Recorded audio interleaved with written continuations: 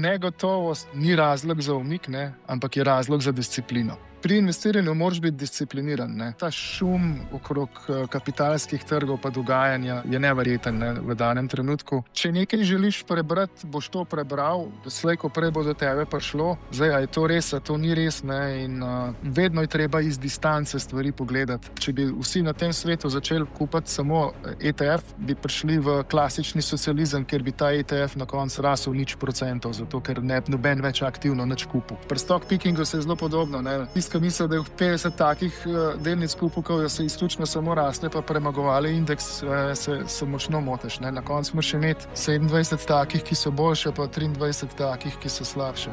Kaj bi pa rekel recimo v tem hipu, če bi zdaj mogel izpostaviti svoje top pike? Kjeri so top piki po tvojem mnenju?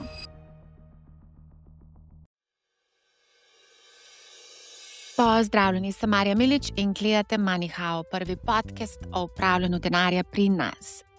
Danes se bomo pogovarjali o različnih strategijah investiranja, kako v bistvu upravljati svoj portfelj v teh zanimivih časih, bomo rekli. Ne? Tako da, preden pa gremo na vsebino, bi vas rada povabila, da obiščete tudi našo spletno stran. Kar nekaj zanimivih člankov smo objavili, vezano predvsem na Vzajemno. Delnica, kot veste, bo kotirala z 4. marcem. 5. marca prihajajo individualni naložbeni računi. Pogovor s predsednikom uprave Vzajemne snemamo 2. marca, tako da ga bomo zelo natančno vse izprašali.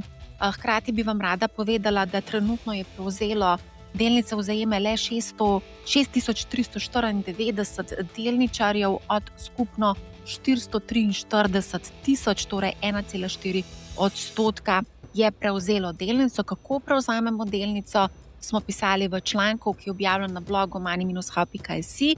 Hkrati pa smo tudi preverili, kako prenesti delnico Vzajemne na sorodnika. Recimo moja mama želi prenesti delnico Vzajemne na mene. Kaj to pravzaprav pomeni z vidika stroškov, z vidika davkov? Vse to sem v bistvu pisala tudi v članku in pa tudi na LinkedInu.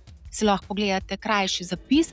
Zelo pomembno pri vsem skupaj je to je izpostavil Ivan Kranjc, sva bila navezana na to temo in sicer je rekel vsem, čeprav smo v prvem redu oproščeni plačila davka, vsem predlaga, da se odda zahtevek za odlog ugotavljanja davčne obveznosti po 100. členu Zakona o dohodnini. S tem se namreč preneše tudi lastniška doba odsvojitelja na prevzemnika. Hkrati treba še nekaj povedati, čeprav naši nekateri drugi sorodniki niso v prvem dednem redu, so recimo v drugem dednem redu, so prav tako oproščeni plačila davka, saj so darila do vrednosti 5000 evrov oproščena plačila davka. Torej, če mi prenašamo naše delnice, recimo 150 evrov na, ne vem, na koga, na strica, to pomeni, da bomo prosti plačilo davka. Preveriti pa treba seveda stroške. Stroške imamo z overitvijo pri notarju oziroma na upravni enoti. Upravna enota je mogoče malce ceneje, par evrov stane ta strošek overitve, medtem ko sem tudi preverila, kako je stroški prenosa delnic iz KDD na brokerja. Brokerje so pač samo tisti, ki so člani Ljubljanske borze. To si lahko pogledate na njihovi spletni strani. Ampak ja, načeloma zdaj Ilirika in OTP so mi zdaj do snemanja tega podcasta javili, da pač ne zaračunajo stroškov, kako je pri drugih, pa seveda objavim na spletni strani. Pojďte pogledat, 443 tisoč Slovencev bo prejel delnico dividende, kaj s to dividendo naredi, delnico Vzajemne, kaj s to Vzajemno narediti s delnico, kakšne so pričakovanja glede same cene, pač veliko zanimivih vprašanj je. Pa še to bi izpostavila Nikolina Prah, državna sekretarka iz Ministrstva za finance, je povedala, da mogoče ni ekonomsko racionalno odpirati INR, račun individualnega naložbenega računa, samo zato, da imamo pač teh par delnic Vzajemne na tem računu. Tako da dajmo biti malo pragmatični, pa še to, ne mudi se vam. Vse bo se skoncentriralo na en teden in Vzajemna delnica kotacija in INR, lepo počas, postopoma, ni treba takoj skočiti, dajmo narediti najprej domačo nalogo, potem pa naj padajo tudi odločitve. Zdaj pa šibamo na vsebino. Pred mikrofonom je Izidor Jerman, direktor področja individualnega upravljanja premoženja pri Triglav skladih. Zdravo, Izidor. Živijo, živijo. Zdravo. Danes, zdi se mi, da so tako zelo zanimivi časi in mogoče se marsikateri mali vlagatelj sprašuje, kako v teh čudnih časih, a so čudni časi?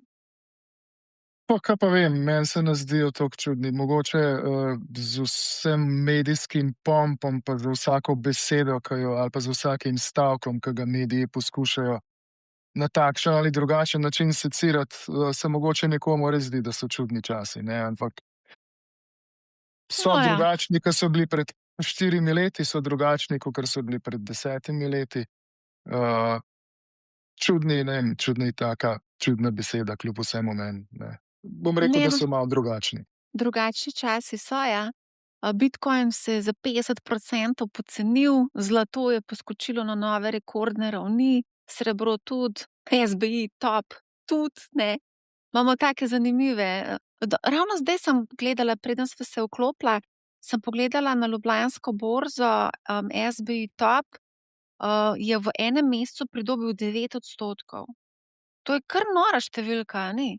Ponavadi smo Ogromno. rekli, če gledamo dolgoročno povprečje, S&P 500 je 9,3%, tukaj imava pa na tako majhnem trgu, nišnem trgu, na hajpanem trgu, če lahko rečem, 9% rast v enem mesecu. Kaj si ti misliš o tem? A to je normalno oziroma čudno ali drugačno? Drugačno, pa niti ne. Če pogledamo skozi zgodovino, saj smo že podoben videli, ne. Točno to. Vse to, kar si omenila, ne, to se pravi, okej, razen Bitcoin, ne, ki je sorazmerno na nov, ampak tudi konec koncev, ne, saj recimo par let nazaj je tudi Bitcoin padel takrat, ne vem, iz 16.000 na 4.000 ali kakorkoli je že bilo, ne. Ampak če gremo skozi malo daljšo zgodovino, ne, zlato je imelo najboljše leta tam nekje konca 70. let, ko je bila pač povečana inflacija, konec zlatega pravila oziroma vsega tega, ne, in so plemenite kovine izjemno delale, ne, pa potem šle v nek padec, stagnacijo, ki je trajal 30 let. Ne. SBI top, če se ozremo nazaj tam do leta 2010, ne, nekje 2011,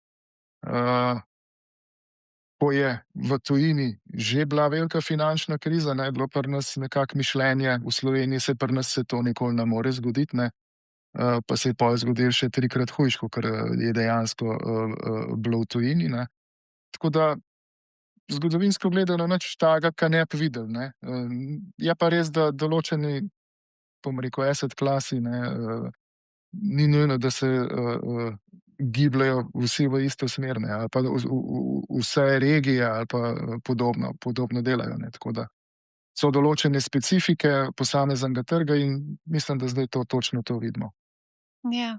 A pa se ti zdi, a ne, skozi vsa ta različna obdobja, ki si ti naštel, ne, je bilo vedno prisotna pač tudi ta psihologija, no, kakorkoli pogledava, je vedno psihologija glavni igralec na borznem parketu, pohlep in strah, ne.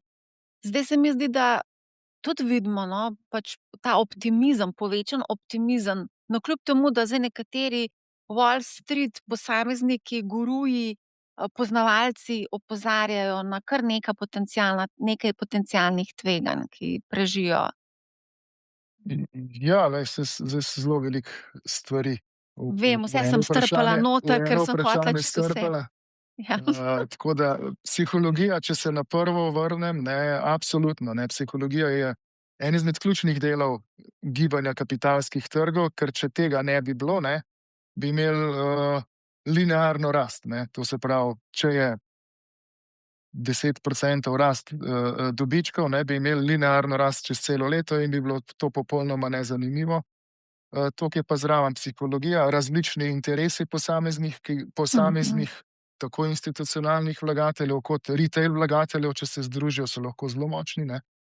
Oziroma, če naenkrat je neka evforija oziroma neka panika. Tako da ko vse to združimo, dobimo to, kar dobimo. Imamo čas, ki je nekoliko manj volatilen na trgu, potem imamo čas, ki je nekoliko bolj volatilen na trgu. In ravno ta psihologija je ta ključni del, ne, če se mogoče navežem.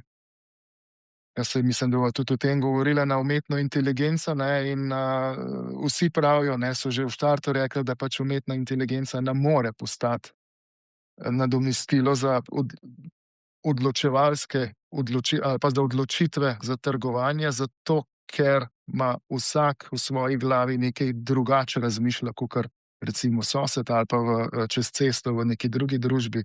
Tako da ta psihologija je, ne. Kaj pa vse privede v to psihologijo, je pa tako, kot sva na začetku rekla, ne. 1001 novica v današnjem času, ne, ki so novice dostopne na vsakem koraku, dobesedno, vsi imamo telefone pri sebi, vsi imamo nekaj pri sebi, vsi nekaj gledamo, nekaj beremo.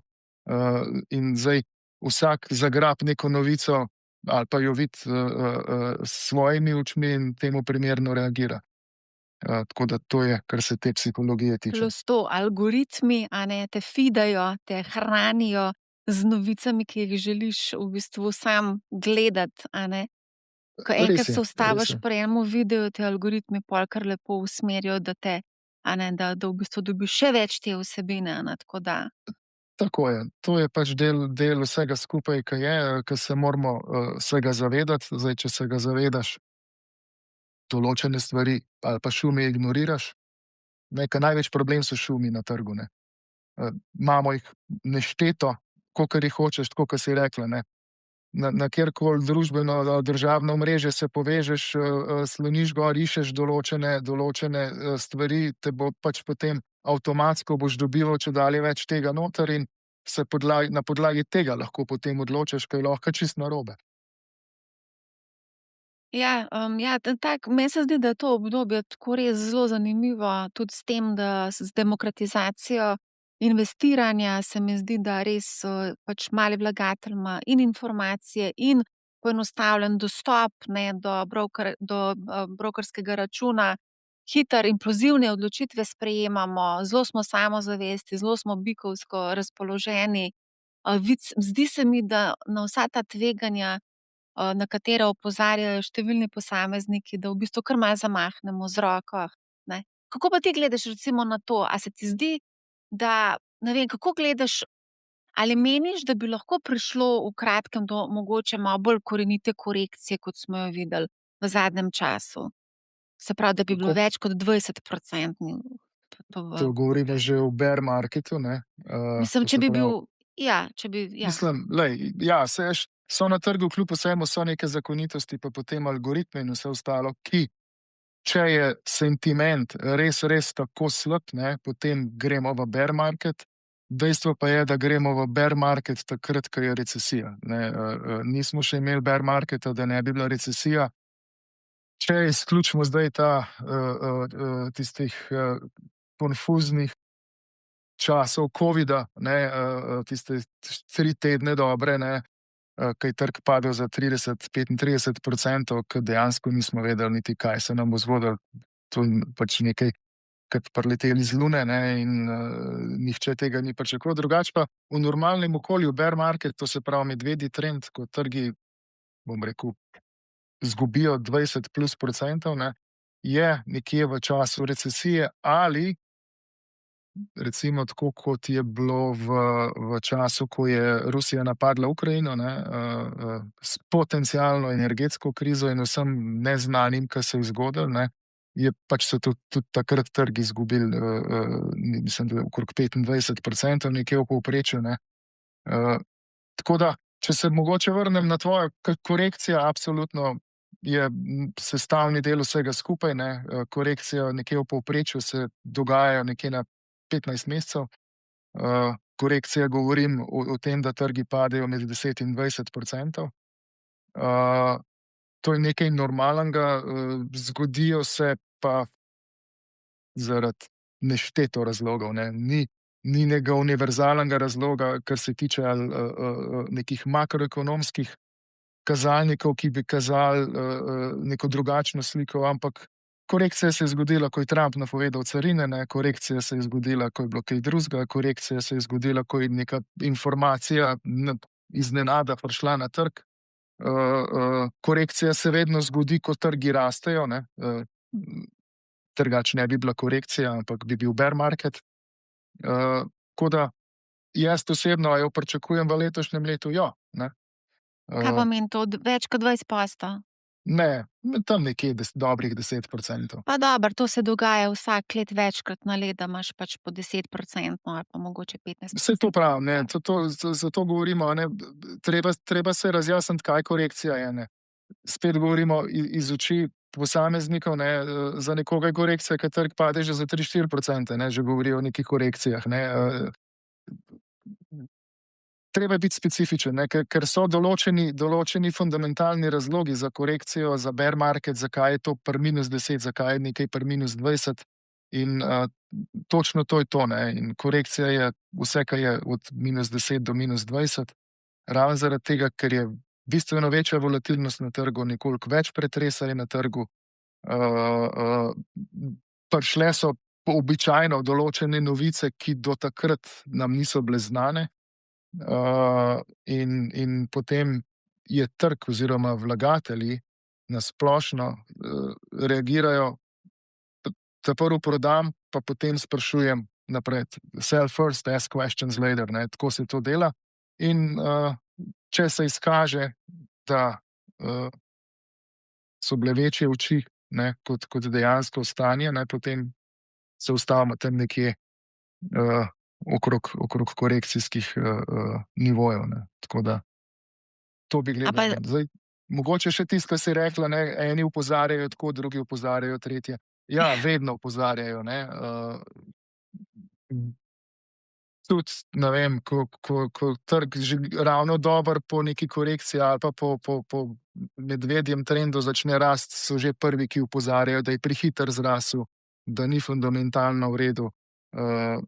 Ampak tako kot pravim, na koncu je vedno dve stvari ključni sta, ki določita, a smo blizu recesije, a smo blizu bear marketa. To je pa to, da, kot sem že omenil, da gre ekonomija v recesijo. Da gre pa ekonomija v recesijo, pa pomeni, da podjetja ne ustvarjajo rasti dobičkov. In v danem trenutku podjetja ustvarjajo nadpovprečno rast dobičkov, pričakovanja za naprej so nadpovprečno visoka. Ravno rezultati, ravno včeraj Nvidia objavila še ena bom rekel, zadnji mozaik v objavi rezultatov za zadnje četrtletje in napoved za naprej. Dejansko je vse pozitivno, ne, še mogoče bolj v ZDA, tudi v Evropi, tudi na trgih v razvoju, tako da zaenkrat ni neke resne bojazni pred tem, ne. Če, jasno, pride nek neznan razlog, ki ga v danem trenutku še nikjer ni.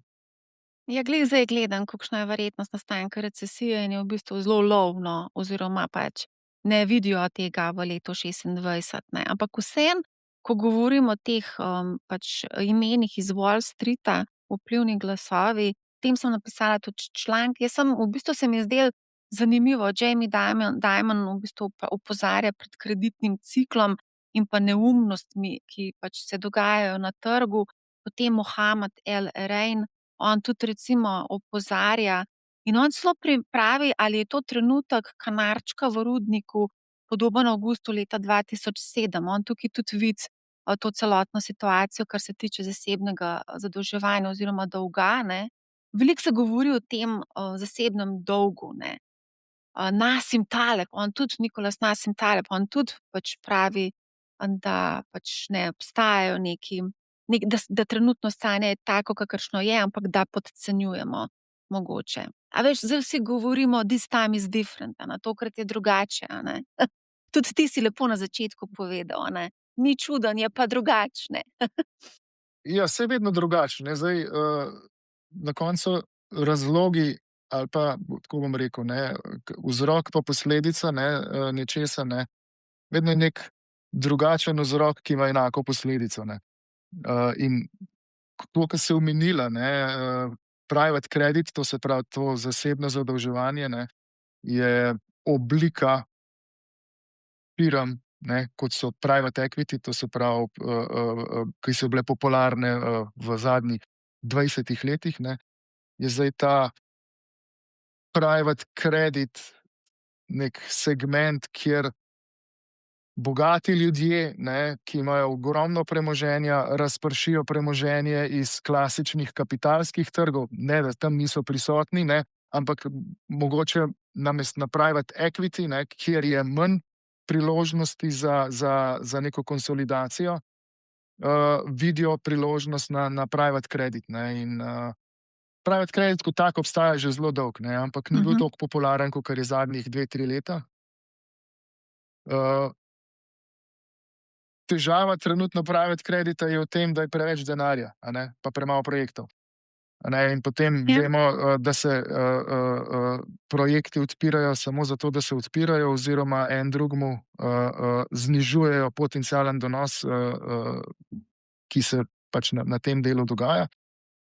Saj private credit je tudi, v Sloveniji je tega kar nekaj, ne, sam se mu tako ni rekel, ne, recimo, ko privatne entitete ali pa konec koncev tudi posamezniki posojajo denar, nekako shadow banking, lahko bi temu rekli, ne, Ja. za izgradnjo stanovanjskega kompleksa, ki ga nek investitor začel delati, ne dobi dovolj bančnih kreditov oziroma banka mu ne da pod takim leverageom in potem se poišče nekje drugje, ne, kjer so donosi višji, če gre vse skupaj in je zelo specifično, zelo ozko usmerjen projekt, ne. V danem trenutku je ogromno teh projektov na data centrih, ne, če smo čisto iskreni, to je dejstvo. Zdaj in če gremo potem naprej, ne, dokler časa bo AI tekel naprej tako, kot teče, ne, na tem delu tudi načeloma ni pričakovati težav. Lahko se kakšnemu posamezniku zalomi, če se recimo Microsoft ali Amazon ali Google ali kdorkoli odloči, da nekega data centra več ne potrebuje, ki je že financiran vnaprej, ne. Ampak tudi to je to. Ampak ja, a se na tem delu lahko to zgodi? Na neki točki lahko, ne. Treba bo spremljati, mi spremljamo, pa bomo pa videli, kaj bo. Ampak a ni tako, da so zdaj vse te AI firme oziroma podjetja povezana z umetno inteligenco, da se v bistvu nekako zažirajo en drugega, ne? Se pravi, ti si moj kupec, hkrati te jaz financiram, vse je tako med sabo zelo povezano in če klecne en, a lahko potegne celo verigo dol. Ja, jaz mislim, da ravno to ne, ker je kljub vsemu je treba vedeti, da so tukaj glavni playerji na trgu so igralci, to se pravi tako imenovanih veličastnih 7, pa če še kakšnega zraven damo, ne, to so podjetja, ki imajo enormen denarni tok, ki ustvarjajo ogromno dobička iz poslovanja. To so podjetja, ki so nezadolžena, če izvzamemo, ne vem, Teslo, mogoče še kakšnega drugega, ampak Microsoft, Alphabet, Nvidia, Amazon in tako naprej, tle zadolženost sploh ne igra nobene vloge.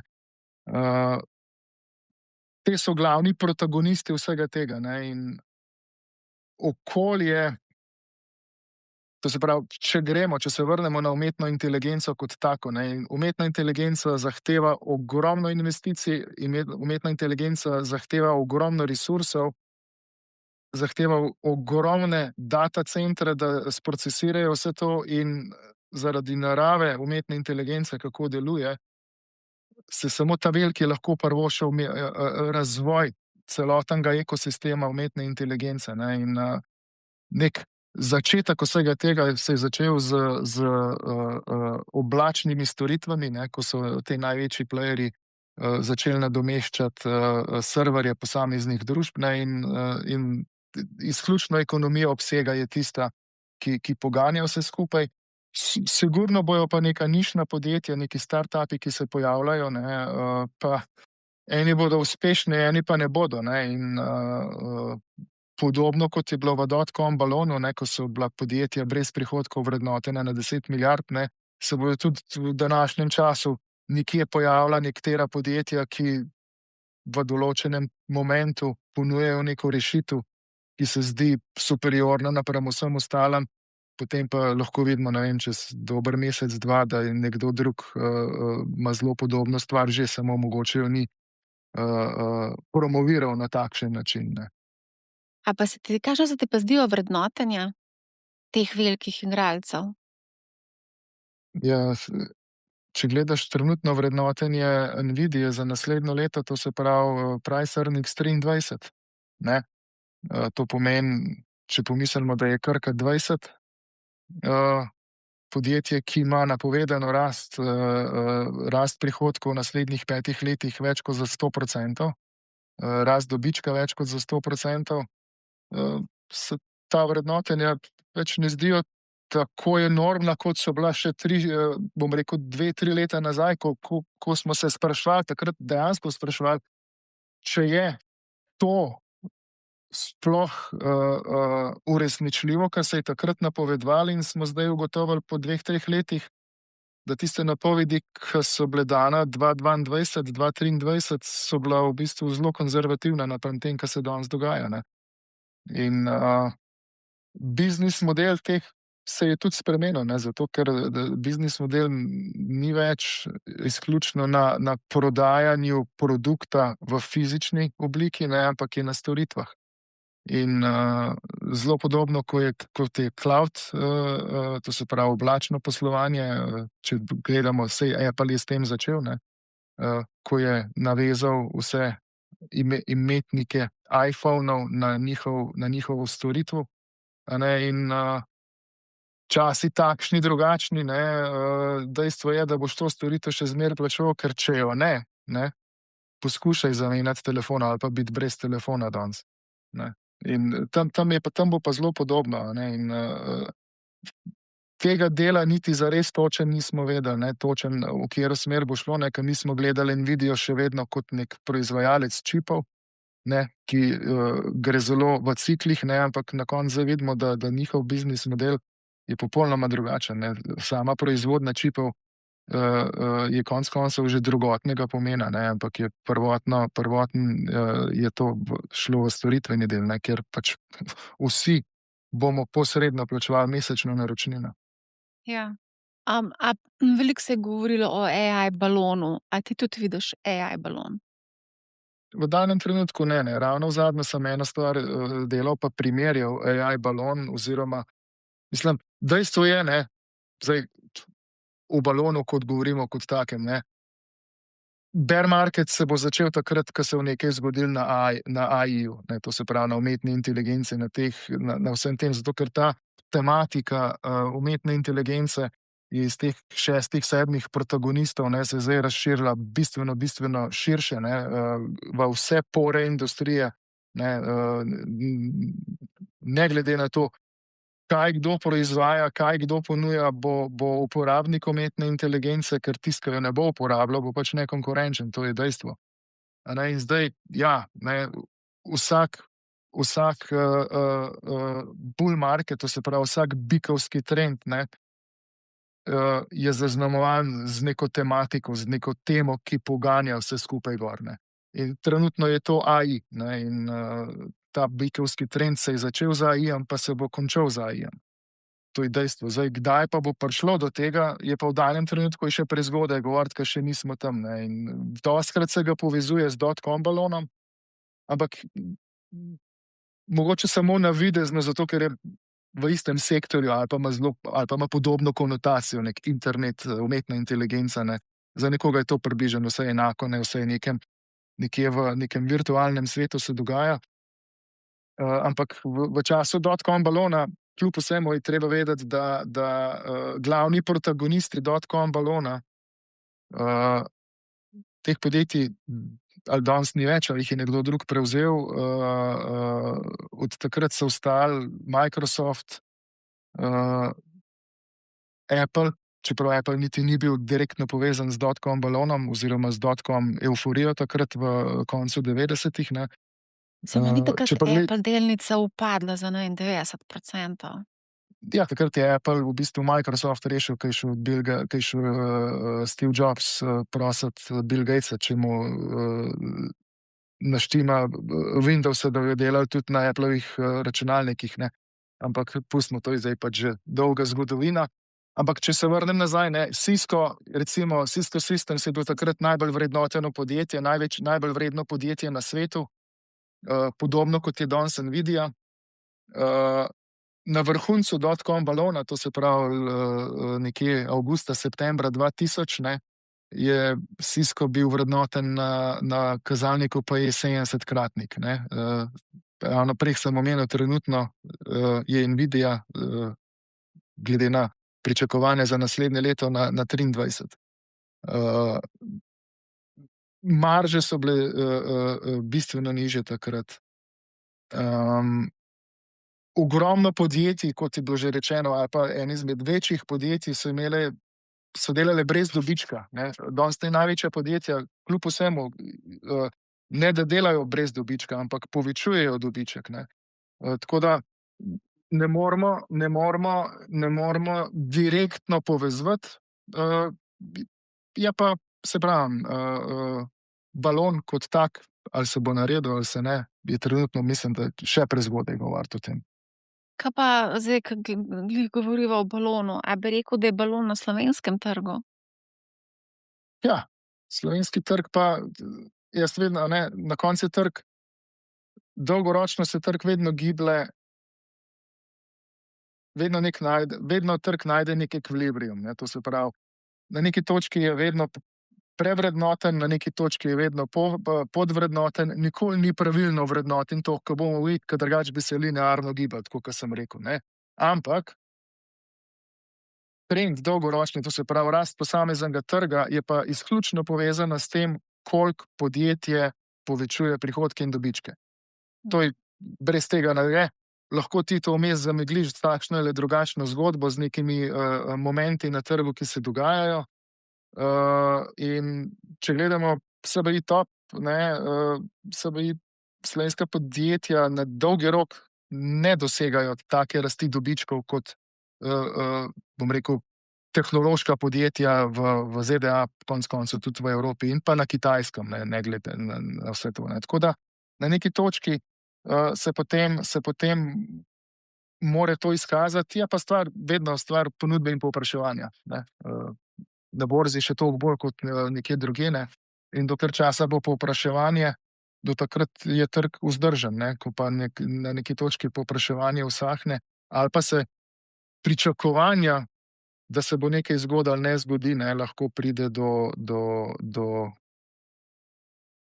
bear marketa, ne bom rekel samo korekcije. Ja, saj tudi leta 2007 nas je presenetilo, čeprav je Michael Burry opozarjal, ne vem, koliko let prej.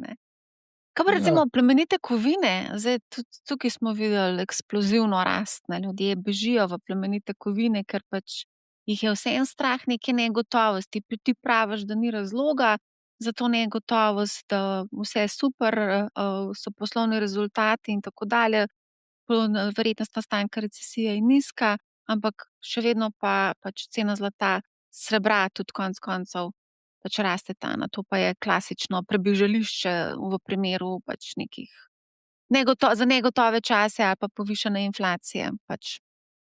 Ja, ne bom čisto rekel, pa mislim, da tudi nisem rekel, da je vse super. Imamo še vedno določena geopolitična situacija, ki se dogaja. Mogoče malo kasneje o tem, če bo čas. Ampak plemenite kovine, nekaj sem že omenil z zlatom, kako se je zlato gibal, kakšni so bili vzvodi. In zdaj, če preslikamo čas nazaj v začetku 70-ih let prejšnjega stoletja, takrat je bil cel kup geopolitičnih napetosti na globalni ravni. Imeli smo naftno krizo, težave v Iranu, na Kubi in vse to, bom rekel, hladna vojna na vrhuncu. Potem je na neki točki se Fed odločil, da zlato ne bo več pegano na ameriški dolar. Zgodila se je hiperinflacija v Ameriki, takrat še bistveno višja, kot je bila pred 2-3 leti. Takrat je bila inflacija tam okrog 13-14%, obrestne mere so bile, mislim, da tudi okrog 15-16%. In trg kapitala je bil išel iz recesije v recesijo takrat, ker je bilo cel kup nejasnosti na trgu, cel kup strukturnih sprememb se je dogajalo in je bila logična poteza pribežališče v zlato. In zlato je takrat rasel, če gledamo grafično, ali pa če gledamo na letni ravni, zelo, zelo, zelo podobno, kot se je dogajalo v zadnjih 3-4 letih. Bi bila presenečena, če ta dva grafa damo skupaj, sta si identična. In zdaj, če pa gledamo zgodbo, ki je bila v zadnjih 3-4 letih, ogromno geopolitičnih pretresov, začetek z vojno v Ukrajini, potem ne bom rekel z naftno krizo, ampak s potencialno energetsko krizo. Cene elektrike so se dvignile, cena plina je šla ne vem kam, kar smo vsi mislili takrat, če se spomnimo, več ali manj smo že to pozabili, da se je to sploh dogajalo. Da bomo celo zimo preživeli brez plina v hladnih prostorih, se potem to ni zgodilo. Kljub vsemu je bil šift tako velik pa tako hiter, da se je inflacija začela dvigovati. Treba je vedeti, da takrat smo prišli iz obdobja negativnih obrestnih mer v obdobje izjemnega porasta obrestnih mer, tako da neki taki fundamentalni šifti na trgu so se zgodili. In zdaj, če nadaljujemo naprej vso to zgodbo s carinami, z grožnjami na Bližnjem vzhodu oziroma nejasnostjo, kaj bo z Iranom in tako naprej, kaj bo s Tajvanom, na drugi strani s Kitajsko. In če smo takrat govorili o hladni vojni, ki je imela v ospredju jedrsko oboroževalno tekmo, danes lahko govorimo o hladni vojni 2.0, ker je v ospredju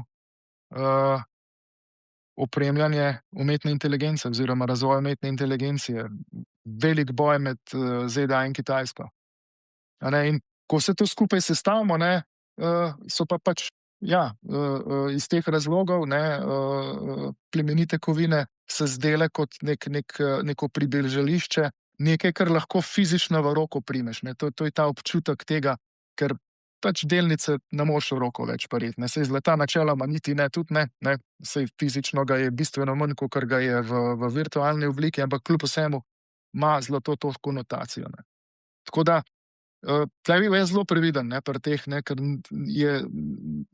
sem prepričan, da taka rast, ki se je dogajala, se ne bo dogajala še naprej. Nek preview vsega skupaj, kaj se lahko zgodi, smo videli 3-4 tedne nazaj, ko je zlato padel za 20%, srebro mislim, da za 35% ali koliko v enem dnevu ali v 2 dneh. In če se vrnemo v koncu 70-ih, začetku 80-ih, je bilo zelo podobno. Je padel, pa je potem še en rebound naredil, potem je pa šel v stagnacijo oziroma v negativen trend za naslednjih 10 let, pa stagniral naslednjih 20 let. Tako da šele pred kratkim je vrednost zlata v dolarjih prišla na nivo iz leta 80. Recimo v strukturi, zdaj ko gledava portfeljne, kako bi ti strukturiral recimo portfelj, koliko recimo bi imel izpostavljenosti do zlata, recimo plemenitih kovin in pa Slovenije recimo, kaj je tako nišan trg, a bi imel v portfelju Slovenijo in zlato? Da jaz osebno nimam enega ne drugega. Ampak dobro, zdaj govorimo o nekega povprečnem vlagatelju dolgoročno. Načelno pa živimo v globalnem svetu, ne živimo v nekem izoliranem svetu in še vedno na dolgi rok ali pa na nek srednjo do dolgi rok je še vedno priporočilo, da si nekako investiran plus minus v okvirih, kot je nekako porazdeljena tržna kapitalizacija na tem svetu. To je neko osnovno nepisano pravilo. potem pa lahko dodajamo 5%, 10%, maksimalno bom rekel 20% izpostavljenosti do nekih nišnih trgov ali pa različnih asset klasov. Če govorimo izključno, ne vem, v tako imenovanih riski assets, kot so recimo delnice, ne.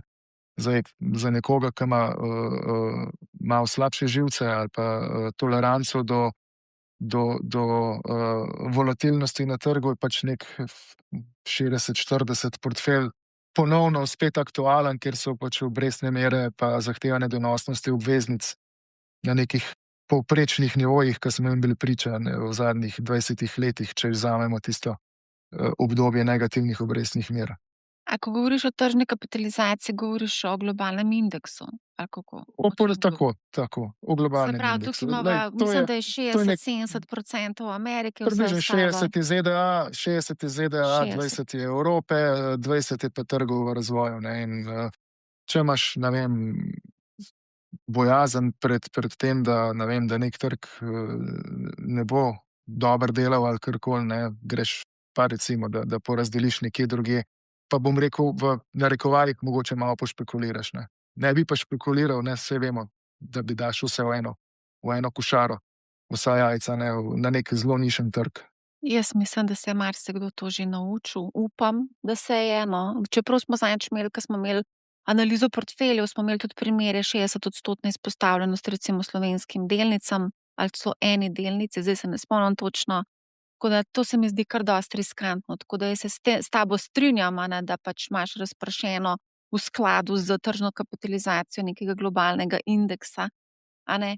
Ampak dajte še to moram vprašati. Zdaj, a ne, marsikdo, pač tukaj, kot sva se pogovarjala že od samega začetka, psihologija igra pomembno vlogo na trgih, ne. Marsikdo mogoče zdaj ni čisto prepričan, a je dolgoročni vlagatelj, ampak ni čisto prepričan, da bo ta vlak peljal v to smer, ne, in se želi začasno umakniti. A misliš, da je to smart, da se v bistvu zaradi nekega strahu ti umakneš, pa potem nazaj prestaviš? Tudi z davčnega vidika, ne. Ne vem, koliko je smart oziroma koliko je to smiselno, da, ne vem, se pustiš v tem hrupu, tem šumu, da te prepriča, da moraš biti aktiven oziroma proaktiven, da moraš nekaj narediti. Glej, vedno je ključno, ne, je časovni horizont, ki ga imaš pred sabo, ne. To se moramo vedno zavedati, ne. Dolgoročni časovni horizont za mene, ko govorimo o dolgoročnem časovnem horizontu, je 10 let plus. Ja. Ne, zato ker nek cikel, borzni cikel v zadnjem času v povprečju skozi zgodovino traja približno 6 let, tam slabih 7 let, ne. Cikli se podaljšujejo, so čedalje daljši. In če si tak vlagatelj, ne, potem jaz nekega razloga za umik, popolnoma umik ne vidim, zato ker market timing, ne, je zelo, zelo nevaren. Zato ker potem pa psihologija deluje še dodatno, še bolj smo zbegani in iz lastnih izkušenj ti povem, da ujet nek kratkoročen trend, mogoče 1 do 2-krat od 10 primerov, da to zadaneš, ne. V vseh ostalih primerih pa bistveno več izgubiš, kakor si tam na tistih 1-krat ali pa 2-krat, ke si imel prav zadev. Predvsem je pa to nevaren, ne, če imaš pač to srečo, da greš na vrhu ven, ne, pa se potem ne zgodi neka korekcija, dejansko potem misliš, da to znaš, ne, da ti obvladaš te stvari in boš vsakič posebej potem naprej mislil, da vsakič to rata, ali pa verjemi, da ne rata, ne. Vsi se trudijo, vsi poskušajo to delati, pa ni. Ni temu tako. Moje osebno pravilo je, ne, jaz investiram že, ne vem, jaz sem skozi investiran, ne. Če se zgodi nek negativen trend, zato ker moj časovni horizont je, ke bom šel jaz enkrat v penzijo, ne, in ke bo, to se pravi, zdaj, ke gledam, ne vem, naslednjih 15 letih, kadarkoli že to bo, ne, vplačam, ne.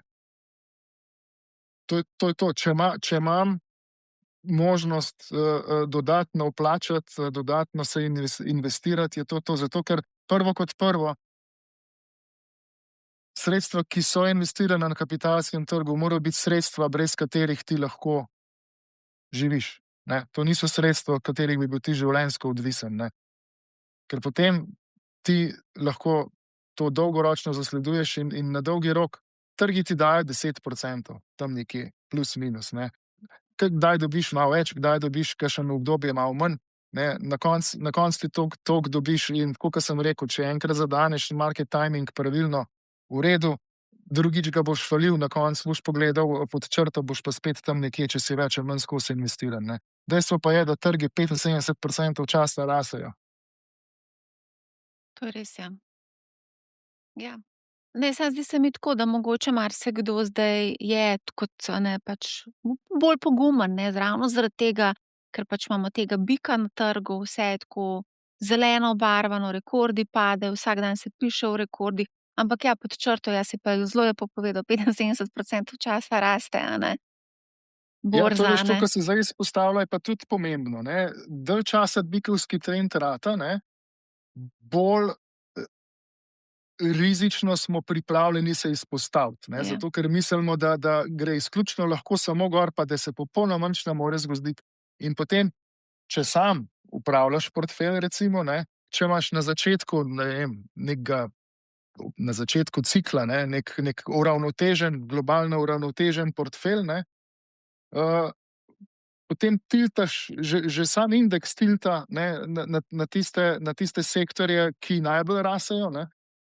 Potem pa ti še dodatno se izpostavljaš v neke nišne panoge in si na koncu, kaj se potem zgodi, ne, dostikrat se potem zgodi, ko pa pride do poka oziroma ko pridemo v bear market, ne, je pa ta portfelj lahko, namesto da bi bil 30-40% neki te super tematiki izpostavljen, kar naenkrat lahko 70-80% izpostavljen in še to v naložbah, ki niso neki blue chipi, ampak v nekih nišnih startup oziroma manjših mid-cap, small-cap naložbah, ne, kjer je pa na koncu lahko zgodba ena pa nič. Ne. In to pa lahko je težava, ne, ko ti na eni strani, ne, strah zamegli, bom rekel, neko trezno presojo, ne, ti na drugi strani tudi povečan optimizem lahko zamegli neko trezno presojo, kaj je prav, pa kaj ni.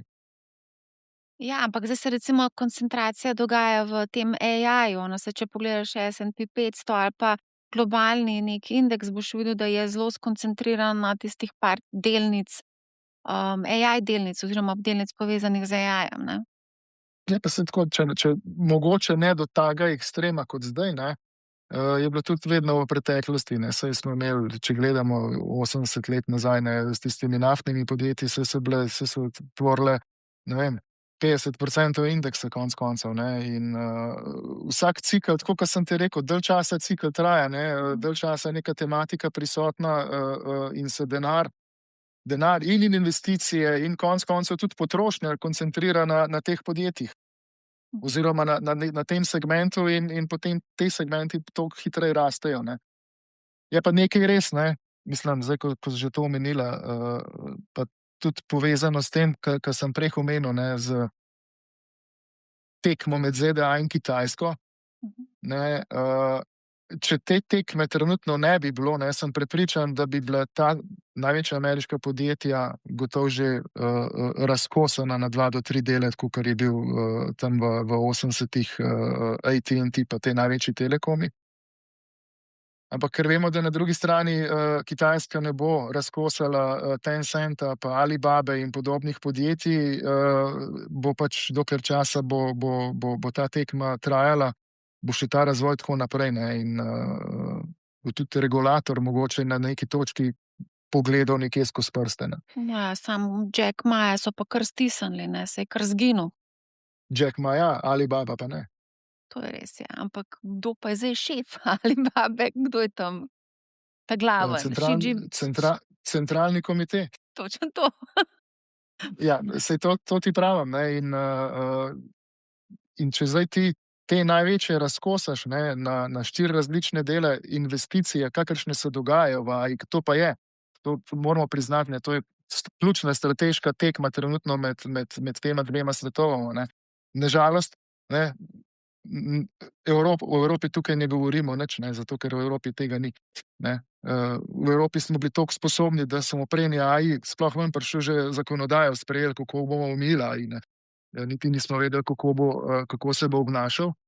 Uh, ampak ja, ne, tle je glavna tekma za prevlado na tehnološkem delu, ne, in posredno je pa to itak povezano z obrambno pripravljenostjo posameznih regij.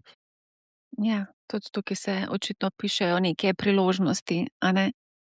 Mogoče, če greva pogledat, zdaj si tukaj izpostavil pač regijsko, Amerika, itak smo rekli 60% v indeksu, 20% trgi v razvoju, 20% pač Evropa, to naj bi nekako sestavil, s tem naj bi nekako sestavil nek globalno razpršen ETF, pa po želji dodajaš pač tiste bombončke, kakor se pač sam odločiš, ne.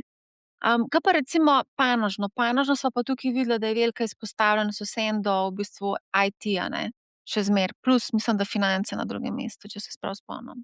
Finance so na drugem, finance delajo odlično, ne, saj je treba vedeti, uh, po finančni krizi, ne, tam 2008-2009, so se finančna podjetja spucala, če lahko tako po domače povem, ne.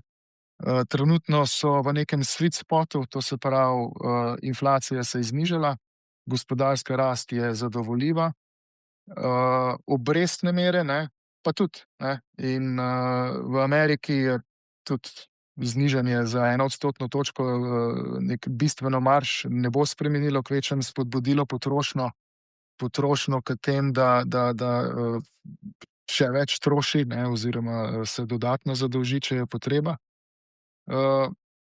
AI, ne, oziroma informacijska tehnologija, pa težko zdaj govorimo, ne, že o panogah, tako kot sem že omenil, ne, zato ker pač AI tematika ni izključno vezana samo na informacijsko tehnologijo. Izjemno je prisotna v komunikacijskem sektorju, ne, to se pravi Meta, Netflix in podobno. Vemo, kako se tam streže konec koncev Alphabet, oziroma Google, ne. Potem je cel kup industrijskih podjetij, ne, ki so ključna za to, da se infrastruktura zgradi, ne. Ker dejstvo je, da izgradnja električne infrastrukture na globalni ravni ali pa predvsem v razvitem svetu se prav dosti, če smo čisto iskreni, ni dogajalo v zadnjih 30-40 letih, razen to, da smo popravljali stvari oziroma jih nadgrajevali delno tam, kjer je bila potreba. Zdaj smo pa prišli v situacijo, kjer je pa treba najti nove rešitve, ker AI je potrošen, je potraten, kar se tiče energije. In jaz le pričakujem ogromno enih inovacij, ogromno enih novih zadev, ki jih niti še ne vemo, kako bodo točno laufale na koncu, oziroma kako bo vse skupaj funkcioniralo. Dejstvo je, da bo mogel funkcionirati, in dejstvo je, da ta največja podjetja, ne, ko govorimo o investicijah v AI, ne, s strani Googla 185 milijard, Microsoft mislim, da blizu 200 milijard, Meta blizu 200 milijard in tako naprej, ne, to ne bo šlo izključno samo v izgradnjo data centrov, ampak tudi v samozadostnost z energetiko, ne. Tako da klasična industrijska podjetja, kot so Siemens, Eaton Technologies in podobno, ne, to so močno vpeta v razvoj celotne infrastrukture. Potem bo sigurno finančni sektor, še največ, v bistvu zaenkrat največje razočaranje je zdravstvo, ne, to se pravi farmacija, ker se je v začetku pričakovalo, da bo AI največ pa najhitrejši dosegel neke učinke, ki se pa zaenkrat ne kažejo. Na neki točki se bodo, in tisti, ki bo to imel, ne, prvi pri sebi razvit, bo siguren v najboljšem položaju, ne. Tako da ogromno, če se vrnem nazaj na začetek, ne moramo več izključno ločati po sektorjih kot takih, ne, tudi utilities določena podjetja bojo, ne. Še najmanj gotovo energetska, naftna podjetja, materiali, ne, treba je toliko in toliko surovin narediti, da se naredijo čipi, ne, da se naredijo ono gor dole. Tako da, pravim, ta zgodba poganja, a ne, bistveno več kakor je bilo to leta 2022, ko je prišel ven ChatGPT nam na voljo. Ja, ja, ja. Ne, saj se s tem strinjam, posod je v bistvu AI zažrt dobesedno, a ne. Tako da tukaj imava pluse, pa pol tudi mogoče kakšen minus v primeru, da pride do kakšnega Vedno. črnega scenarija. Daj mi še to povej, zdaj, a ne, jaz sem načeloma zagovornik zelo pasivnega načina investiranja, ampak v zadnjem, ti vem, da si aktivni upravljalec, ne, ker konec konca aktivno upravljaš portfelje. Zdaj, dostikrat imamo ta spopad aktivno versus pasivno. Kaj bi ti rekel? Kdo je zmagovalec pod črto? Videla sva tisto milijonsko stavo Warrena Buffetta z nekim hedge fund menedžerjem, ki je na koncu potem tudi izgubil in je mogel plačati $1 milijon Warrenu Buffettu, ki je šel za neke dobrodelne namene, ker je v bistvu Buffett rekel S&P 500 stavi na S&P 500 in to je to, ne rabiš se ukvarjati z aktivnim trgovanjem. Medtem ko je ta hedge fund menedžer rekel, ne, to absolutno ne drži, mi smo lahko boljši od indeksa. Ampak na koncu nisem bil. Ja, lejš, kako je, mislim. Na koncu je S&P 500 ali pa nek indeks je merilo. Ne, Je to benchmark, ja. Absolutno, ne, in tam dobiš, kar dobiš, vnaprej približno veš, kaj boš dobil. Je pa Ne treba veš, biti, ampak slediš pač indeksu, ja, mislim, pač. približno Ne lahko razbiješ si glavo z, tako je. ja. Ne, zdaj, če ne bo, a ne, to je ena stvar, ne. Je pa res, ne, imaš določena obdobja, ko si, v bistvu moraš biti tudi pri pasivni strategiji aktiven, ne, na koncu koncev, ne, Imaš aktivne izbirati stave, prave, ja. a ne, in tam pa potem je samo, v bistvu potem, ko govorimo to klasično aktivno, pasivno, je bolj stvar tehnike kot pa vsebine, ne. Pa vsebinsko moraš biti aktiven, ne, moraš spremljati vsaj približno ali pa dati nekomu, ki to dela, ne. Če se sam s tem ukvarjaš, se moraš pač s tem ukvarjati, ni dovolj na neki točki, ker potem vedno, verjemi, vedno pride na konec ta psihologija noter in si ti žiher še bolj prepričan, pa te začel ščemeti, da bi mogoče kaj drugače naredil, ne. Če pa čisto filozofsko gledamo, ne, enkrat smo imeli eno debato nekje, ne, in sem rekel, lej, če bi vsi se posluževali pasivnega upravljanja, ne, oziroma če bi vsi na tem svetu začeli kupiti samo ETF, ne, bi prišli v klasični socializem, kjer bi ta ETF na koncu rasel 0%, zato ker ne bi noben več aktivno nič kupil. Ja. A ne, in mora biti eno in drugo, ta pasiven del je za ta klasičen retail, po mojem, dober. Lahko kupiš na borzi, ni problema, ne vem, za nizko vrednost, neko izpostavljenost do trga, ki jo, če kupiš po posameznih delnicah kot retail investitor, niti ne moreš, ker so stroški preveliki, in tako naprej. Tako da jaz osebno sem pa zagovornik aktivnega, ja, zato ker moraš spremljati, poleg tega, ja, absolutno je moj job, ampak pri aktivnem je še marsikaj drugega zraven, da razumeš vse te stvari, a ne, in v bistvu, da sem lahko tudi pri tebi tukaj, drugače bi lahko ne vem, bila v 3 minutah zaključila. Ja, mislim, ne, da se zelo veliko, tudi če imaš zelo simplistično strategijo investiranja, da se zelo veliko govoriti o tem, ne. Tako kot si rekel, psihologija je tista, ki v bistvu potem premakne ljudi, konec koncev pa tudi brokerji te ne pustijo počivati, a ne, saj te skozi spodbujajo k temu, da pač bodi aktiven, ponujajo ti neke rešitve znotraj, a ne, same aplikacije, poglej, katere delnice so bile najbolj donosne v zadnjih 24 urah, a ne, spodbujajo te, tako kot v trgovini te spodbuja trgovec, da greš kupiti v pekarno, ker ful fajn diši, a ne. Pojdi kupiti rogljiček, a ne, lačen si, pojdi ga kupiti, ne. Podobno je tudi pri brokerju, lačen si, moraš kupiti, ne. Tako da. Glej, vsak ima svoj biznis in vsak mora zaslužiti kruh vsakdanji in to tako je. In treba je pa biti previden, ne, ker Ja. na koncu vemo, ne, dokler je zdravje, je denar najbolj pomembna stvar, ne. To je res, ja. A ne, in To je res. to je dejstvo. In če mogoče povzamem eno tako misel, ne, bom rekel, negotovost, ne, zdaj, ko smo o tem govorili, ne, ni razlog za umik, ne, ampak je razlog za disciplino, ne, in ta stavek nekako povzame, vsaj po mojem mnenju, eno tako to psihologijo in vse te stvari, ki se dogajajo. Ne. Pri investiranju moraš biti discipliniran. Ne. Moraš slediti svojim ciljem, ne. Vmes moraš marsikaj potrpeti. Najboljš doskrat stran pogledati, ne, ker ravno v nekem afektu, kakršnem koli že, boš 100% naredil največjo neumnost, ker ne boš razsodno razmišljal in na koncu boš nekje tam, kjer ni treba biti poinvestiran. Ne. In to je po mojem ključno pri vsem skupaj. To si pa ful dobro povedal, res, bravo. To je pa zelo dobra misel. Jaz tudi mislim, da moraš biti zelo discipliniran na, pač, če se greš investiranje. Ne. Dajte še to vprašam, preden zaključiva. Recimo, da imaš 20.000 evrov, ki jih želiš investirati. Kaj bi ti naredil ta hip s tem denarjem? A pa 50 evrov, vse čisto vsem.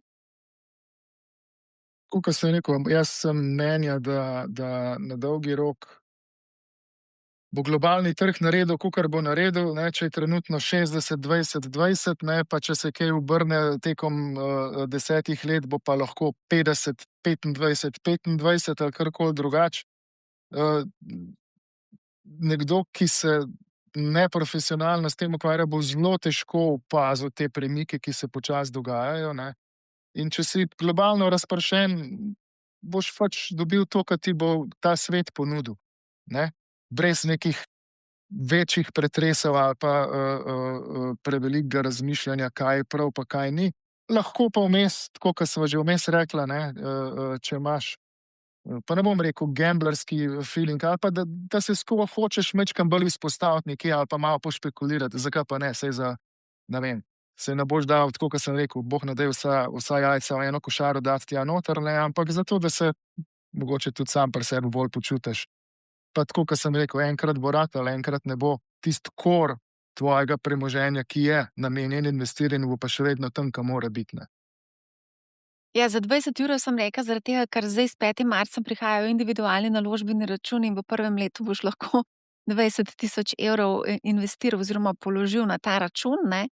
In glede na to, da individualni naložbeni računi zelo spodbujajo k investiranju v slovenske delnice, ne, zato sem te vprašala. Ampak ja, ti si rekel, globalno razpršena košarica plus neki bombončki za tisti trg, za katerega ti meniš, da bi potencialno Ja, lahko. pa ta INR, ne, do določene mere spodbuja nakup slovenskih delnic, ne, ampak izključno samo v tistem dodatnem delu, ne, zares. Ne. Drugače ima pa posameznik možnost tudi izbirati, ni nujno izključno samo slovenske papirje, morajo biti delnice oziroma vrednostni papirji, ki so v državah EU-ja, OECD-ja in pa širše Evropske skupnosti, to se pravi Norveška in tako naprej. Tako da možnosti je bistveno več, a ne, kot pa izključno teh 8 slovenskih papirjev, tistih 4 teh likvidnih. Tako da stvar posameznika, kako se odloči.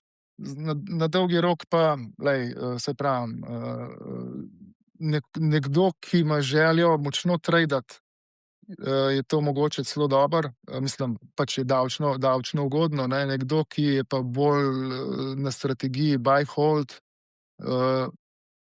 pa ki to investira za stara leta ali pa ne vem, za svoje otroke, ki bojo odrasli, pa tako ali tako že pridemo ven iz tistega 15-letnega obdobja, ko je vse itak neobdavčeno na koncu, kapitalski dobički. Ne. Tako da upam pa, ne, predvsem treba vedeti, kje ta INR prihaja. Ne. To je iz pobude na eni strani še od takrat, ko je bil Mario Draghi, da se 24 bilijonov evropskih depozitov preseli na kapitalski trg in s tem naredi Evropo bolj konkurenčno napram ZDA, kjer je večinoma prihrankov investiranih na kapitalskem trgu ali direktno preko ali vzajemnih skladov, preko borznih hiš oziroma preko pokojninskih skladov. Ne. Tako da to je tisti glaven del te pobude na nivoju celotne Evropske unije. Ne. In Slovenija je zelo podobna, ne, ogromno depozitov, ki so pač na banki in stojijo tam in ne dobiš Sploh vse niso opet nazaj. depoziti, to je denar, ki leži na računu. Mislim, da To tako bom nista. rekel, ja, pač smatra se jih, ampak dejansko je to denar, ne, ki je neobrestovan. Ja, res je, ja. Bo pa treba še malo počakati na te stroške, da vidimo, kakšni bojo, ne, ker stroški so pa tudi pomembni, a ne, ko govorimo o investiranju, a ne. Kaj bova rekla za konec? Kako bova zaključila? A bova rekla po pamet? Vedno, glej, veš, po pametne, ja, ja, saj to nikoli ni dosti, ne. Uh, in se strinjam, ne. Predvsem moraš biti, tako kot sem rekel, discipliniran moraš biti, ne, pri investiranju. To ni stvar navdiha. Moraš imeti začrtan cilj, pa držati se moraš tega cilja. To je ključno. Ne. Ker če vmes spreminjaš cilj, ne, se spremeni vse ostalo okrog tega in na koncu je velika verjetnost, da ne boš tam, kjer si na začetku mislil, da boš nekje, enkrat boš. Tako da to je po mojem ključno, ne. Moraš biti, zaupati pa se držati tega, kar si začel. Se strinjam, disciplina, sistematičnost, pa tudi mogoče malo manj pač se odzivati na ta hrup. Tega hrupa je zdaj res ogromno, na mediji se veš tudi Tako, tako. na Sem račun glih tega hotel reči. hrupa. Na račun tega Ja, hrupa tudi pač pridobivajo naročnike, a ne. sem ravno to hotel reči, ne, pa ne samo pridobivanje naročnikov, ne, ta šum okrog kapitalskih trgov pa dogajanja je neverjeten, ne, v danem trenutku. Če nekaj želiš prebrati, boš to prebral, slej ko prej bo do tebe prišlo. Zdaj, a je to res, a to ni res, ne, in vedno je treba iz distance stvari pogledati. Ker tako, kot sem rekel, če se preveč zaženeš v eno stvar, na eno novico, ki pride, ne, se zelo hitro lahko izkaže, da ni prav, ne. In tudi, če pogledamo na konec koncev ameriško administracijo s Donaldom Trumpom na čelu, ne, zjutraj nekaj reče, popoldne reče, da je drugače mislil, kakor je rekel, čez 14 dni stvari obrne popolnoma na glavo. Dejstvo pa je, da v ozadju se pa stvari dogajajo, ki nam niso vidne, in potem kar naenkrat ugotovimo, kaj pa se je tle zgodilo, ne, ampak načeloma je bilo pa skozi pred nami, to samo videli nismo tega, ne. Veš, kaj sem te še hotela vprašati? Ti si v bistvu, a si ti stock picker? Mislim, jaz sem top-down Top-down. approach, to se pravi top-down, kjer potem na koncu pride stock pick, ja, absolutno. Tako da, ampak najprej je, glej, vedno tako, kot sem že večkrat vmes danes omenil, ne.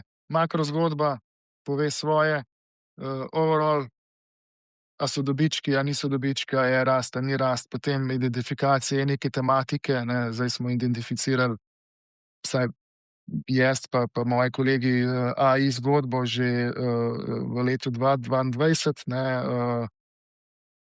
Vmes so še druge stvari, in tako na koncu je pa potem ta stock pick, tako je, ja, a ne. Se pravi, in ti, ko vi stock pikate, se pravi, potem iz tega pol sestavljaš tudi portfelj svojim strankam. Tako je. Ker recimo izpostavljenost, kolikšna je izpostavljenost do posamezne delnice v tem portfelju? A so kakšne omejitve? Zdaj, sam na eni strani ZISDU, ne, to se pravi tam, kjer so vzajemni skladi, je tako omejitev, ne, več kot Ne, me 10% na posamezne, ne. Ja. Pri nas po ZTFI-ju načeloma ni, ne, ampak mi sami razpršimo portfelj, tako da je nekje povprečna vrednost naložbe okrog 2% v portfelju, ne. To pomeni, Aha. govorimo nekje okrog 50 naložbah. Jaz sem tudi imela na neki točki 50 različnih delnic, to je kar težko, no, spremljati. Mislim, jaz sem amaterski investitor, ti si profi, a ne. Težko je spremljati in poslovne rezultate vsak kvartal in trende in vse, kar se dogaja znotraj teh podjetij, a ne, tako da je kar izziv. Plus makro, plus geopolitika, plus cel kup drugih faktorjev, ki vpliva, lahko tudi na posamezno podjetje, a ne. Je to cel proces, ne, ki ga moraš imeti v DNK-ju, v krvi, tudi če greš na počitnice, ne, si ne moreš privoščiti, da 14 dni ne pogledaš, kaj se na trgu dogaja, zato ker ko prideš nazaj, pa če se kaj resnega zgodi, kakor na nov začel. Ne. Pa ni Ok. samo 50, ki jih imaš v portfelju, ampak je še 150 dodatnih, ki jih imaš na radarju, ki jih lahko potencialno zamenjaš. Ne. Ja. Tako da, Koliko pogosto pa menjaš pol delnice v pa ne, portfelju? če ni res potrebe, da nekaj fundamentalnega se z delnico zgodil v eno ali drugo smer, ne. To pomeni, ja, zdaj, če neka delnica, ne vem, v zelo kratkem času zraste za, ne vem, bistveno več kot trg brez nekega posebnega razloga, ne, uh, potem se pač unovčne. Lahko se, je pa dejstvo, ne, treba se, pri stock pickingu se je zelo podobno, ne. Tisti, ki misli, da je 50 takih delnic kupil, ki so izključno samo rasle, pa premagovali indeks, se močno motiš, ne. Na koncu moraš imeti 27 takih, ki so boljše, pa 23 takih, ki so slabše. Zdaj, ki Zato, si da si na rekel koncu boljši. unovčevanje, tle te moram še to malo vprašati, no.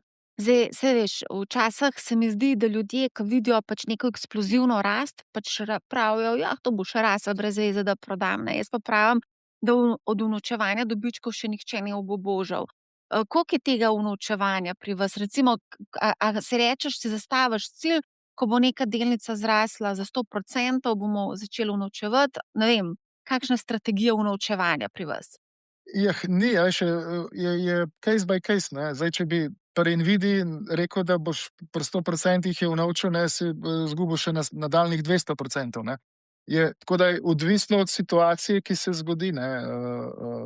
Tako da ni nekega univerzalnega pravila, zakaj nekaj unovčiš, pa zakaj ne, ne. Se pa strinjam s tem, kar si rekla, ne.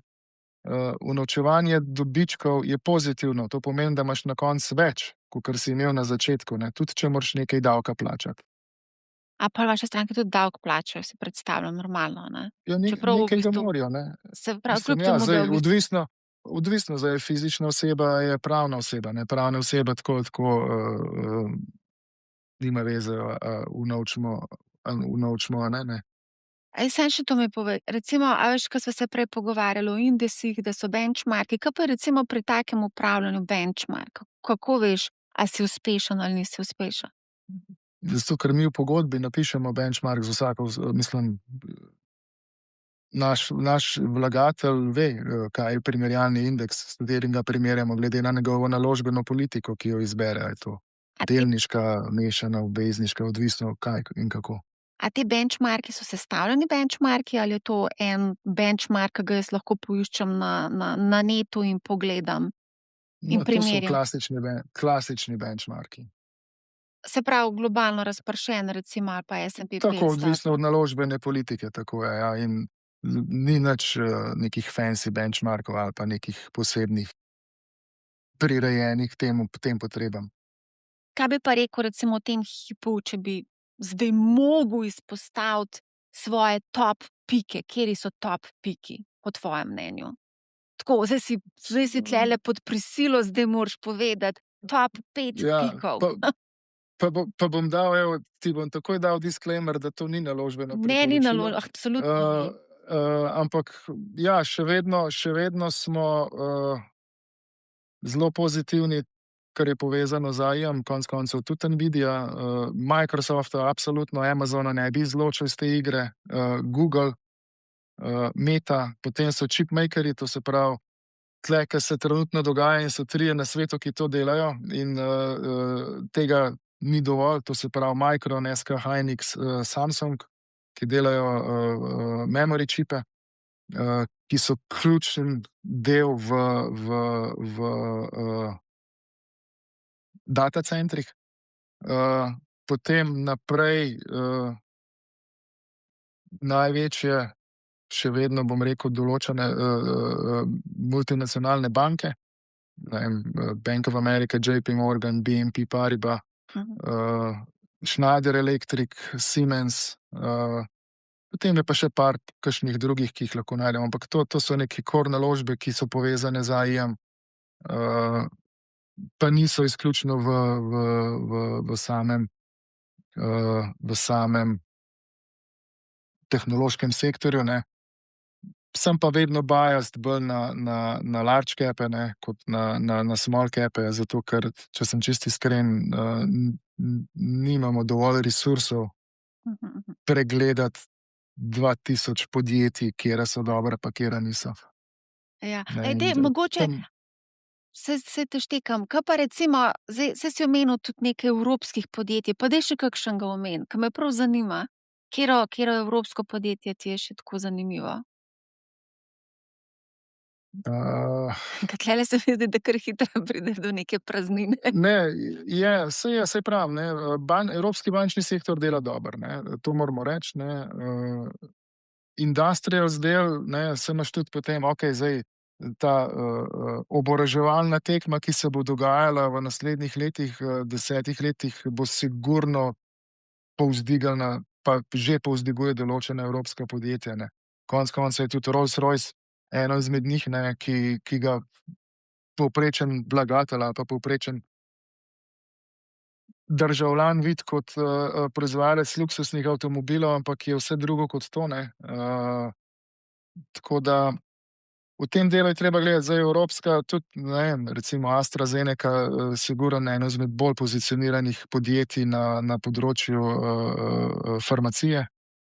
Novo Nordisk ima, cel kup težav zdaj, ne, Ja. z Eli Lilly in, konec koncev tudi geopolitično do določene mere lahko celo povezano s pritiskom Trumpa na Grenlandijo, ne. Težko bomo rekli, a je to zares ali ni, ampak je cel kup tega, ne, tako da avtomobilska evropska industrija zaenkrat, ne vidim neke svetle prihodnosti. Ne bom jo odpisal, ne, je preveč znanja, tako da mislim, da slej ko prej nekaj bojo pogruntali. Treba je pa, problem Evrope je v tem, ne, da smo nekje med ZDA pa med Kitajsko, ne, in, smo zelo odvisni od izvoza v ZDA, ne. Treba je vedeti, Evropska unija izvoz, približno 500 milijard, na leto v ZDA, ne, in je daleč največji izvozni partner, Evropske unije, ne. Na drugi strani pa, ogromno izvozimo iz Kitajske, ne, in smo odvisni od tega, pa energetsko smo nezadostni, ne, zaenkrat. Tako da, na tem delu bo treba delati, ne, tudi, določena francoska, saj imamo cel kup podjetij lahko je v Evropi, ki na neki točki, bodo lahko, ampak zaenkrat ne izkazujejo take visoke rasti, kot jo predvsem ameriška podjetja. Kaj pa Kitajci? Kateri ti je zanimiv? Kitajci je tehnološki sektor zaenkrat, bolj kot ne, ali pa vedno bomo šli v ta del, ne vem, Alibaba, Tencent, Bilibili,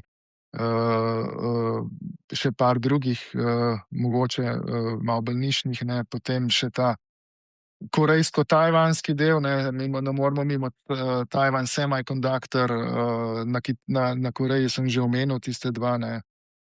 Potem je pa vedno se bo pa našel, tako kot sem rekel, ne, neki nišni trg oziroma neka zgodba, ki jo gotovo se bo na neki točki ugotovilo, da za izgradnjo AI infrastrukture, pa ne govorim spet samo o data centrih, ampak od energetike do vsega naprej, bomo nekje pogruntali, da nekje nekaj manjka, ne, oziroma nimamo dovolj.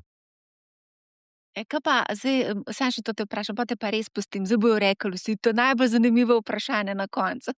Tisti, ki je vztrajal do konca, tisti bo zdaj dobil bombonček, ker se hecam. Kaj pa cyber security? Se pravi, kako se že reče cyber security, kibernetska varnost? Kibernetska varnost. Veš, kaj je s kibernetsko varnostjo, ne, ful je pomembna, ne, ena izmed najbolj pomembnih. Trenutno to zelo aktualna pri nas v Sloveniji, ne? Tudi v Sloveniji, ne, pa Ne govorim zaradi Roberta dogaja se tudi Goloba. dogaja se na grand scale zgodbah, ne, predvsem je tukaj, a ne, kitajska podjetja so zelo agresivna, to je treba vedeti, ne, in ravno včeraj sem prebral en članek, ne, da so,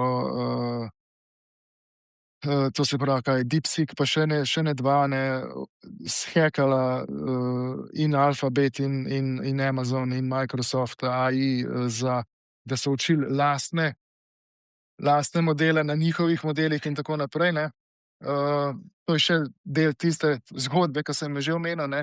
Cyber security pa absolutno je pomemben, ampak treba zelo malo podjetij je, ki to izključno ponujajo, ne, zato ker moramo vedeti, da spet ta velika podjetja imajo to že pri sebi rešeno, ne. Microsoft, Google, Amazon, Apple, oni imajo lasten cyber security, ne. In smo gledali izključno recimo tematiko cyber security, ne, pa dobiš sorazmerno zelo mala podjetja, ne, po tržni kapitalizaciji, ki imajo neko nišno zgodbo, niso toliko velike, ampak kot sem rekel, ta cyber security je integriran v večje sisteme, ne. Je pa zelo, zelo pomemben, se pa strinjam. Cloudflare pa Palo Alto, vse to so kar veliki, a niso? Ja, pa saj ne delajo izključno samo tega, Ne ne, delajo pa ampak, samo to, ja. a veš, tako da je, da bi imel izključno recimo cyber security podjetje, ki bi se izključno samo s tem ukvarjalo, pa z ničemer drugim, jih bo zelo težko najdu. Okej, mislim, a je to to? A sva vse zdaj obdelala? Saj Da sva že boš- toliko veliko, sem že pozabil, s čim sva dobro začela, tako da ja. Začela sva po moje s psihologijo. Ne, s Tako tem, je. kako čudno je dogajanje Tako. na trgih in ti si rekel, ni nič Tako. čudnega, samo malo drugače. Tako da, evo. Cool, the best Izidor, tole je bilo super, najlepša hvala za odlično debato. O stock pikanju, če vas zanima, bomo še kakšno epizodo naredili, ampak načeloma, tako kot si ti rekel, globalno razpršeno, pač če si hodiš v službo, imaš otroke, nimaš časa se ukvarjati s stock pikanjem, mogoče je res najbolj optimalno, da vzameš pač košarico in je to, a ne? Tako je. Je tako. Najlepša hvala, Se Izidor, da si strinjam. bil gost. Marja, ni problem. Se vidimo. Hvala tudi vsem, ki ste nas spremljali. Poslušajte Money How, ne bo vam žal in lep pozdrav.